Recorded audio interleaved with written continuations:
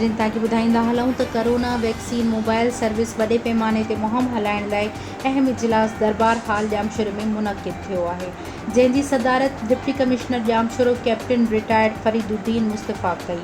Deputy commissioner लाॻापियल अमलदारनि खे हिदायतूं कयूं त मोबाइल सर्विसिस ज़रिए पूरे ज़िले में आम माण्हुनि खे सहूलियतूं ॾियण लाइ उन्हनि इलाइक़नि में वञणु, मोबाइल सर्विसिस जे ज़रिए कोरोना वैक्सीन जे अमल खे यकीनी बणाइण, छो जो कोरोना जी टी लहर इंतहाई ख़तरनाक आहे।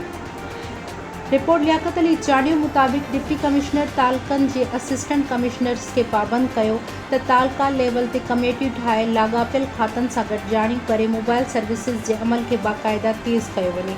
डिप्टी कमिश्नर चयो त यूके में हिन वक़्तु लॉकडाउन बि ख़तमु करे छॾियो वियो आहे, छो त हुननि कोरोना वैक्सीन खे बाक़ाइदा तेज़ी सां हलारायो आहे।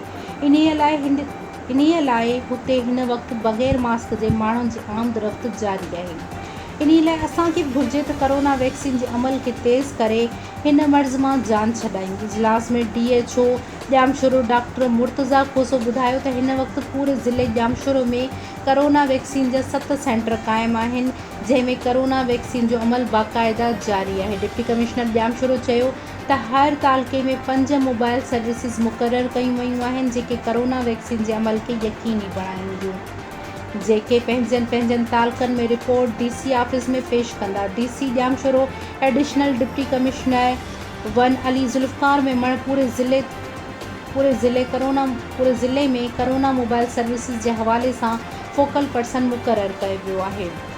इन मौक़े ते ADHO doctor Niaz Babar, assistant commissioner Thano Bula Khan Abdul Qadir Aqbalani, मुख्तियार कार Kotri Ejaz Ahmed Chandio, district focal person polio doctor Narumal, MS doctor हाफिज़ाराई, N staff officer doctor Sanam, DSP headquarter Ghulam Shabbir Sarki, DSR rangers Mohammad Yasin, district manager PPHI Shafiqur Rehman, आगरो थरदीक कोटड़ी, ट्रेड एसोसिएशन काटी समेत लाॻापियल अमलदारनि शिरकत कई।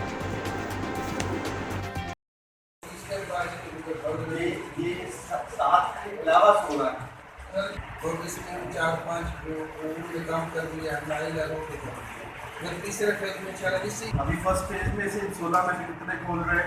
इसी फेज में खोले अच्छा, जो कि 7 हो गए हैं। ठीक है। इसके बाद बाकी 12 के बाद मीटिंग के बाद रेडियल हो गई, खत्म हो गई। डॉक्टर ने आए टेंशन चले बड़े वाले का लास्ट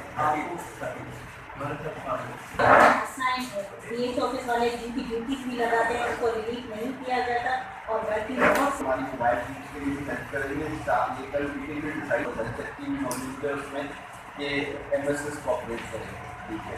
उसमें किसी को कोई शक नहीं होना चाहिए। और दूसरा जो नहीं मिला, एक तो DHP में बड़ी मोबाइल है, क्योंकि हमारे पास और कोई इधर है कि नहीं जहाँ HR